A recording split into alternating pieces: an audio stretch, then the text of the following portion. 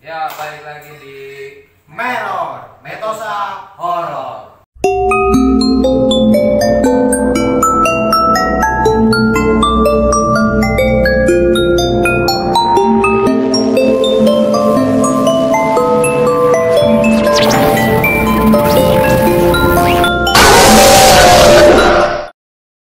Ya, kali ini gue udah bersama Bapak narasumber sekaligus sesepuh Metosa Naga Hitam yang membuat Metosa. Naga Hitam gua yang bangga banget gua. Iya. Bangga gua. Kita harus bangga menjadi diri sendiri. Yo, saya kamu bangga nggak sih? Bangga nggak? Iya. Iya. Oh iya. Jadi apa nih Bapak? Jadi di sini kita mau tahu nih sebenarnya pemirsa yang ada di rumah juga mau tahu nih hal-hal mistis apa yang lu pernah alami di gua tahu sendiri kan lu pernah tinggal di Jakarta, Yes sir. Klaten, Blande. dan Belanda. Ya kan? Ya, dari ketiga ini mungkin bisa lu sharing-sharing atau lu ceritakan kepada pemirsa yang ada di rumah yang lagi nonton hal-hal kejadian mistis apa yang pernah lu alami dari Jakarta dulu nih. Lu kan di Jakarta sejak kecil. Ya kan? Hal apa nih yang pernah lu alami sejak kecil gitu? Lu pernah ditampakin apa diganggu selintir-selintiran diganggu atau bagaimana gitu. Iya. Mungkin lu pernah ngalamin kejadian itu waktu kecil pulang ngaji atau pulang main atau pulang apa gitu terus pas lagi pulang ketemu atau disengin dilempar atau gimana gitu. Enggak, kalau ketemu sih enggak. Kalau anak kecil, pas gue kecil ya, gue ketemu saya enggak sih, cuman kayak parno aja, tetangga biasa. Mulut tetangga mah kayak ini nih angker nih, pohon ini jangan main di situ gitu kan, itu horor. Jadi jam 12 gue balik ya parno aja. Gimana sih, mulut tetangga kan emang kejam banget. Gak usah ngomongin hantu, ngomongin tetangganya sendiri aja udah kejam banget emang kayak gitu. Makanya sekejam itu mulut tetangga. Iya. Orang takut ya kan. Iya makanya. Kalau kecil sih enggak, cuman gue pas akhir balik tuh gue udah Akhir balik di mana tuh lu tuh posisi? Masih di Jakarta apa udah di Klaten atau? Ntar gue akhir balik nih. Oh iya, balik aja lah di rumah. Akhir balik mah gue nggak tahu ya, kapan ya. Pokoknya ya di Jakarta ya. Oh masih Jakarta ya. Klaten ya Klaten. Klaten. Ah, Oh masih di Klaten, guys. cuman gue kalau di Klaten tuh nggak pernah. Pokoknya itu akhir balik, maksudnya akhir balik nggak langsung kayak bleng gitu. Rasain Tahu. hal mistis ini. Karena gue emang gini loh, jadi kalau lu emang nggak peka, lu nggak pengen peka gitu, jadi lu ya udah bodo amatan. Sebodoh lah. Kecuali lu pikirin ya Jadi itu itu kesuges. jadi kesuges dan mungkin ya bakalan kena tongol gitu kan. Kalau gue sih ya nggak pernah suges-suges karena gue waktu itu kan dulu orang selalu banget ya kan, ya namanya bocah ya udah itu ngomong sembarangan di tempat-tempat kayak gitu ya bodo amat lah ibaratnya. Mikirin ya. Cuman gue pas gue Belanda kan tuh, Belanda lagi gue nggak ngerasa suges apapun, parno apapun, karena emang apa ya, beda. Pernah ditongolin juga nggak sih sama setan Belanda gitu? Kalau ditongolin mah bisa kagak pernah. Oh ya nggak pernah juga. Nggak, hawanya beda aja cuy. Hawanya tuh beda aja, nggak kayak Indonesia kan kayaknya Mistis banget gitu Iya, ya. gue tidur di Belanda nih, korden gue buka mah selalu. Si dokir tuh lo, si Dokir, korden gue buka aja selalu. Cuman kalau Indonesia coba korden gue buka. Nggak mau. Kayak gitu deh, gue nggak tahu kenapa kayak bisnis di Indonesia tuh emang Lebih kuat aja kuat gitu. banget. Nah kalau ngomong ngelihat, gue balik ke Belanda, gue emang udah peka banget kan. Maksudnya bukan belum banget, maksudnya peka karena turunan bokap gue emang dari kecil suka mistis gitu segala macam ya kan. Ya akhirnya gue cari guru lah pas setelah gue balik ke Indonesia, dari Belanda ke Indonesia gue cari guru gini terus gue iseng kan, gue belum gue tahu banyak orang kesurupan gitu, gue percaya gitu maksudnya kesurupan, tapi kan namanya orang kalau belum lihat langsung kan nggak bakal percaya gitu. Jadi ya guru gue juga masih muda, almarhum, terus ngajakin tuh ya udah main itu yuk, main kesurupan yuk gitu kan. Dimasukin lah bleng, ya udah terus itu masih setan itu setan ngawur, ibaratnya setan cabutan ya kan. Cabutan aja mana aja nih. Iya, mana aja tarik lah pokoknya. Tarik aja, set. Nah si mediatornya ini Gar nih, kodamnya nggak terima cuy, kode nasabnya dari bokapnya ibaratnya gitu kan, nggak terima nih, lu ngapain cucu gue sih, capek kasihan badannya gitu, lu nggak usah gini. Akhirnya udah semuanya dibaca-bacain, ambil tuh botol aqua kan, botol aqua, dia duduk dia bacain begitu, botol begini ya kan, set, itu belebuk. Jadi kayak air mendidih gitu. Air mendidih, belebuk. Beneran di sininya nih kan ini kekosongan misalkan air setengah nih, di sini beneran uap. Iya. Uap air mendidih ya. gitu. Nah gitu, dan singkat cerita, terus pas gua itu minum aku saya kalau ngomongin pas gua singkat cerita lah ya, pas setelah itu kita bakarlah menyan nih. Guru gue iseng kan bakar menyan segala macem kan, dan pas bakar menyan tuh kayak yang datang kan ibarat gini, kalau bakar menyan kan ibaratnya makanan yang paling enak lah ibaratnya. Iya, bangsa jin. Iya, di bangsa jin ya kan.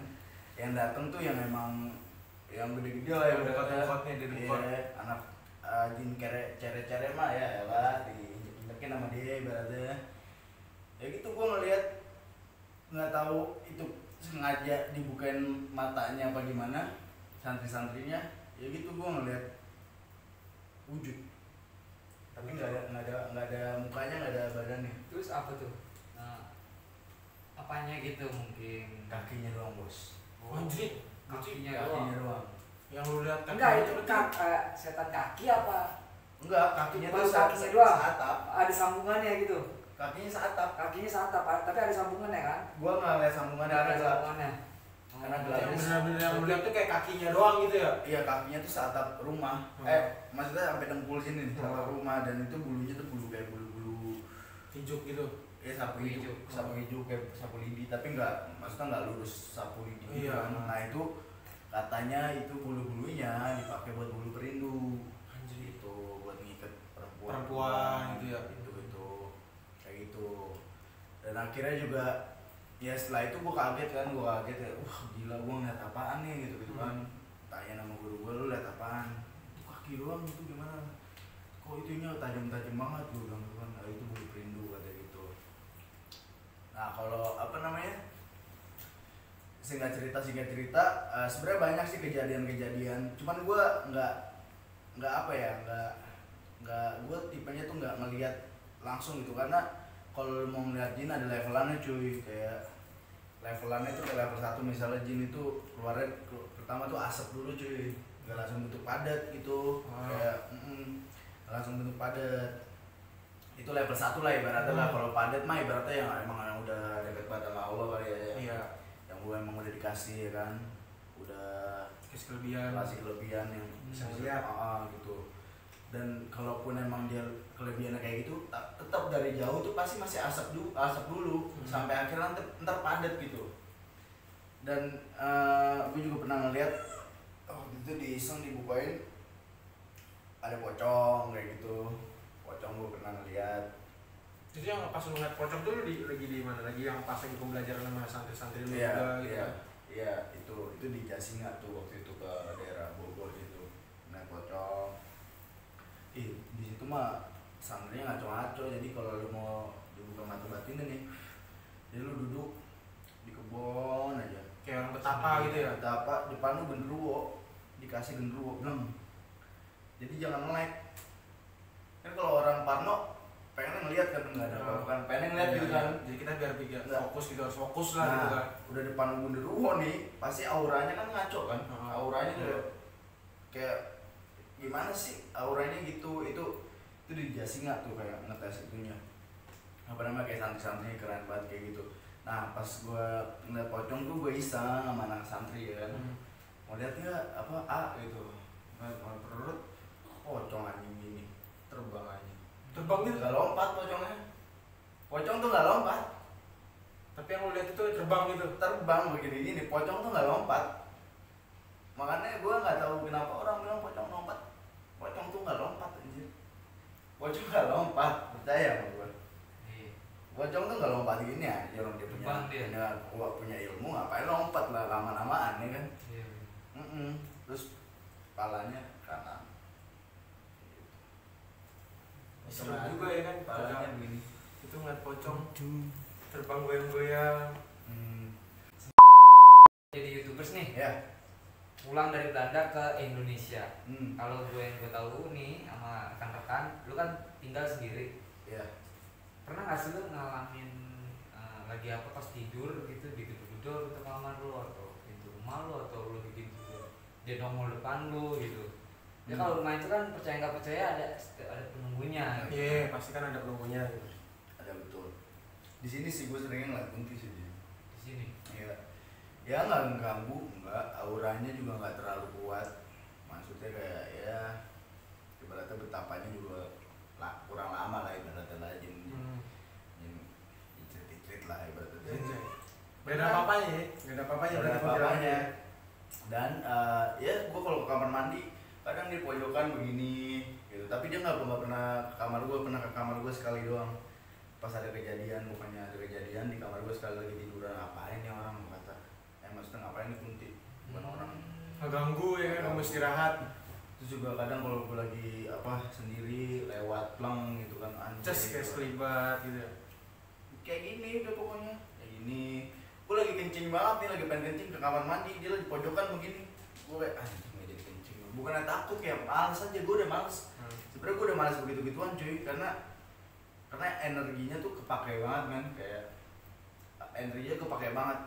Sebenarnya kalau penampakan gitu gue kurang itu sih kan, maksudnya kurang apa ya? Kurang Yakin. banyak. Bukan kurang yakin, kurang banyak. Karena kenapa? Karena ketika orang itu bisa, maksudnya ya tahu lah cara mengusirnya gimana. Ya, dia nggak mau nyamper, ibaratnya kayak nggak mau nyamper kecuali dia ada pesan, mungkin ada pesan apa kayak gitu, kayak baru tongolin kayak gitu.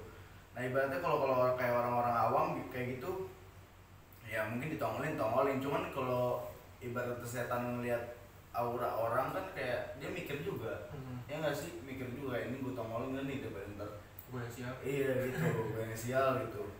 Nah gue lebih ke itu sih, pengalaman gue lebih ke dirasuk-rasukin gitu.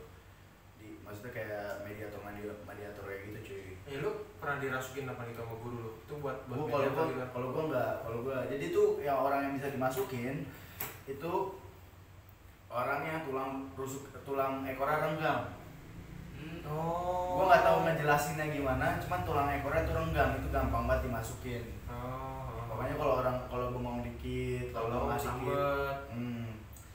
Terus gue juga pernah kejadian di sini juga kayak gitu, ya pokoknya gitulah. Kejadian, pokoknya kalau gue deket, kalau ibaratnya nih, waktu itu kan cewek gue nih, cewek gue tuh orang suka renggang parah. Gue duduk di sini, cewek gue di sini. Cewek gue di sini persis gitu. Persis lagi nonton Dua Dunia. Dia nggak ngerasa apa-apa. Mata gue kan buram nih. Gue nggak deketin dong, gue udah nggak deketin TV, gue giniin. Terus dia manggil gue, sayang sini dong sini. Kenapa punggung aku berat, udah tawa-tawa sendiri. Udah. Iya, tawa-tawa sendiri. Gue vlogin sama gue. Iya, tawa-tawa sendiri. Ya Allah. Beneran, jadi kalau ibaratnya kalau emang yang tadi gue bilang, dia tuh ngelihat auranya. Kalau gue pas berisangin Caca, ya, dia nggak mungkin datang gitu. Iya, nah kebetulan pas gua karena gua buram, gua deketin lah tuh Caca di sini, gua di situ. Itu nggak nyampe 1 menit, beneran. Saya langsung masuk set gitu. Enggak, Caca bilang nih, sayang sini dong, punggung aku berat. Dalam hati gua ya, bakal masuk deh nih. mana Alia nggak ada, mana anak-anak Lagi nggak ada. Gua kata posisi sepi. jam 1 malam, gua kata, gua kata, waduh. Udah gue bakarin aja, gue ngeluarin jin tuh nggak segampang ngeluarin mana? Iya, nggak segampang colai gitu. Iya. Susah anjir. Teman gue Acung tuh, itu yang di situ buset satu kampung yang buat ngeluarin dia doang. Yang ngurusin gue doang gitu, maksudnya yang ngurusin gue doang sama itunya Bicil tuh. Engkongnya? Bukan, siapa Bang Bicil kayak Oh gitu. iya. Jadi ibaratnya ya gue pengalaman gue gitu aja sih, kayak lebih ke itu gitu langsung gitu, maksudnya langsung Kejadian. interaksi. Gue juga pernah pas gue sama guru gue jin baik, dibilang baik gimana ya, maksudnya friendly lah ya, teman lah ya. Wah, udah males sih kan, yaudah gue cabut dulu, gue mau ke Blok M. Ngopi dulu gue di Blok M. Jin bilang gitu, ngopi dulu gue di Blok M, padahal gue di Priuk. Dia punya kafe di Blok M ya itu Jin itu. Nggak tahu deh itu. Dia bisa ngomong kayak gitu ya kan? Bisa ke Blok M ya kan, pengen ke Blok M minta granita segala macam. Beneran itu nggak bohong. Beneran, Jin juga gaul BG. Jin juga gaul, terus gue juga pernah bukan gue sih, temen gue ada terus ada yang kerasukan lah ibaratnya dibacain. Tawain sama Jinnya. Baca Quran aja nggak bener digituin. Sampai ngomong gitu tuh. Iya, bacaan lu nggak bener, nggak mempan digituin. Kayak gitu. Jadi kalau ngomongin jin tuh sebenarnya gini loh, kayak kadang kan lu ngeliat di video-video tuh jin berontak-berontak kayak merontak-merontak. Ya itu ibaratnya jin yang rese lah ya, maksudnya yang nggak punya apa namanya, nggak punya agama ibaratnya lah ya. Jadi di jin tuh ada tahapannya, ada juga jin yang beriman, ada juga jin yang kayak kita nih beriman, saja gitu. beriman Tapi masih bisa berbuat maksiat gitu. tapi maksiat, ya kan. Nah ada jin yang kafir, tiga kayak gitu. Nah biasanya kalau jin yang suka maksiat sama masih Islam ya kalau dibacain ya gitu-gitu aja. Cuman kuncinya gini cuy, kuncinya yang penting kita percaya aja gitu. Kayak pertama gue pas cewek gue itu gue bacain surat ini, itu gue bacain doang, cuman malah diketawain. Makin ketawa gitu. Makin ketawa. Itu karena apa? Karena gue nggak percaya sama bacaan itu. Nggak meyakinin bacaan itu. Meyakinin. Nah, gue mikir nih kok malah ketawa nih. Gue ulangin bacaan yang sama. Tapi gue minta izin dulu sama yang di atas, sama Allah ya kan, ya Allah gini minta izin, tolong jadikan surat ini sebagai api gitu kan. Misalnya surat Anas. Itu surat Anas bisa jadi api, bisa jadi pendingin. Tergantung lu mintanya gimana. Minta izin dulu. Nah, setelah aku minta izin udah begini kayak kepanasan gitu ya. Iya, panasan. Terus juga nih gue punya cerita dari guru gue, dari Habib. Mereka ke Banten, suku apa, bukan Baduy, pokoknya suku Banten. Ya mereka lagi berlibur, terus disambut dengan baik, ya disambut dengan baik. Warganya atau Sama warga itu, warga pedalaman, pokoknya suku kayak gitu. Terus nanya kan, di sini emang ilmunya gimana sih? Orang-orang itu yang berlibur, ilmunya gimana sih? Saat begini udah keluar api Dari tangan tuh. keluar api. Nah, tapi ini ada pelajaran lagi nih, keluar api. Nah, pas ditanya, kok bisa begitu sih? Gitu kan. Kok bisa begitu? Kok bisa keluar api sih? Emang caranya gimana sih? Bismillahirrahmanirrahim. Nah, emang lu agamanya apa? Nggak ada. Kok bisa? Kan gue percaya sama Bismillahirrahmanirrahim. Nggak ada yang nggak mungkin lah. Ya, jadi kayak dia bener-bener ngeyakinin Percaya. mungkin percaya. Percaya. Gitu, tapi bisa gitu. Bisa. Kuncinya percaya cuy. Kuncinya tuh sebenarnya percaya, men. Nggak punya agama dia. Pas ditanyain sama ustadz, kok bisa begitu gitu? Bismillahirrahmanirrahim. Ketampar nggak tuh ustadz? Dalam hati mah. Iyalah, ibaratnya kayak anjir, gue yang tiap hari ibadat sholat gitu-gitu sama orang yang nggak punya agama, terus caranya gimana dibilang Bismillahirrahmanirrahim Bisa nyata. bisa gitu. Terus juga apa ditanyain kenapa bisa, ya gue percaya gitu ibaratnya. Kayak gitu men, keren gitu cuy. Kalau lu percaya sama sesuatu beneran dah, lu bisa dah sama sesuatu itu kayak gitu. jadi mistis lu tuh ya kayak ditampakin, disenengin itu cuman lu alami di Indonesia doang. Di Belanda enggak. Gue kalau ditampakin gua sholat, gua minta temuin. Terus sholat malah lu minta temuin tuh. Gua berantemin di situ. Di mimpi gua. Soalnya gua nggak bisa berantemin langsung begini. Gua belum seperti itu. Salah satunya gitu. lu minta izin dulu lah pasti. Ah, Sholat minta izin. Sholat apa tuh namanya yang minta itu? Lanjut. Bukan istiqoroh ya? kita Bukan. Nah gue sholat hajat dulu. Sholat hajat terus ya udah baca Al-Baqarah 148 itu buat manggil juga kalau orang-orang yang masih levelannya kayak gue.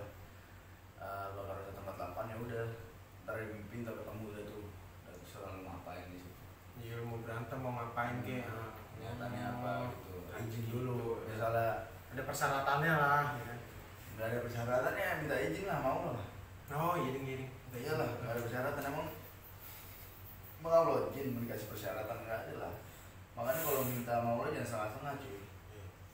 Ya men kalau gue diajarin kalau minta tuh misalnya masuk ke poin tujuh poin jangan minta ya Allah saya minta rezeki napa saya lo rezeki Iya, benar. ya kan? Kalau minta uang misalnya nggak ada salahnya. Rizki. Minta rizki. Minta rezeki lo dikasih apa ya udah rezeki makanan rezeki bukan? Iya, benar. Nah minta aja langsung kayak to the point aja minta 5 miliar kayak gitu jangan setengah-setengah cuy.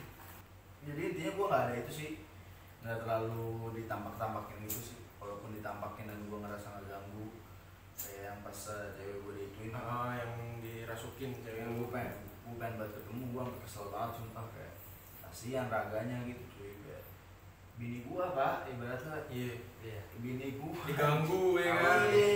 Kalau manisnya mah udah gue pucet-pucet sama gue tuh belum ditemuin aja gue. Maksudnya nggak langsung ditemuin gitu kan ada maksudnya ada prosesnya izinnya sama Allah minta untuk ditemuin gitu. Jadi hal-hal mistis itu mistis juga. iya bisa ditaklukkan dengan yakin dan iman. Betul harus yakin. Yakin kita yang kuat. Jadi pelajaran apa yang ada kalian berdua dapatkan dari obrolan saya tadi? Ya kalau gua dapatnya kita punya iman. Lu apa gue nih? Iya kita bertiga. Semua Pasti lah. semua lah ya. Punya iman yang kuat. Insya Allah kuat lah ya.